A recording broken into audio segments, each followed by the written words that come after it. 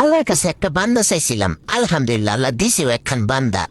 সুখে থাকলে ঘুম, দুঃখে থাকলে ঘুম, খিচুড়ি খাইলে ঘুম, বিরিয়ানি খাইলে ঘুম, পান্তা ভাত খাইলে ঘুম, ঈদের ছুটি ঘুম, ভোটের ছুটি ঘুম।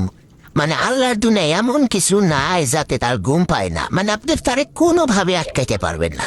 জামাই বিয়া করলে বলে সতীন হয় মিয়া মানছির। আমার তো জামাইয়ের ঘুমই সতীন মনে হয়।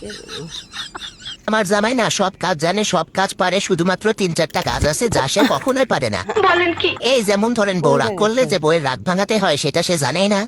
আবার মাঝে মাঝে যে বউরে ঘুরতে নিয়ে যাইতে হয় সেটাও সে জানে না। গিফটের কথা বলতেছেন, আহারে ধরু কি যে বলেন, গিফট কি সেটা সে বোঝেই না। এই কয়েকটা ছাড়া বাকি সবই মোটামুটি পারে। কালকে আমার অফিসে একজন বয়স্ক মহিলা এসে বলতেছে বিধবা ভাতা পাওয়ার জন্য আবেদন করতে আসছি। আমি বললাম আপনার স্বামী কতদিন আগে মারা গেছে? ওই মহিলা বলতেছে ওই তো এখনো মরেই নাই। আমি একটু অবাক হয়ে বললাম তাহলে আপনি বিধবা ভাতার আবেদন করতে আসছেন কেন? ওই মহিলা ঠোঁট উল্লে বলতেছে কি, সরকারি কাজ কাম, বিল পাস হতে হতে আমার স্বামী মরেই যাবে।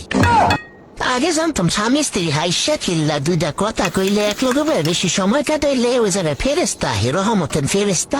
আরে হনা আমি আর আমার স্বামী বইয়া দুইটা ভালো মন্দ কথা কইতে লইলে আস্তে আস্তে কাইজা ঝগড়া লেগে জায়গা ওই জায়গায় একটা ইবলিশ শয়তান দায় বয়ে থাকে। দুজনের মীর মোহাম্মদ দেখতেই পারে না, কাইজা লাগাই দেয়, লাস্টে মাস্টে মারামারি লেগে যায়।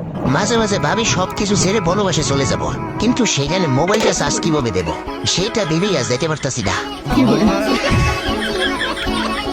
স্বামীর সাথে রাগ করে অভিমান করে বুকের ভেতর কষ্ট চাপা দিয়ে সম্পর্ক ভেঙে চলে যাবেন না। বলেন কি? দরকার হয় ওরা ভাইঙ্গা মুফাইয়া খাসা বেলেন্ডারে দিয়া ঘুষ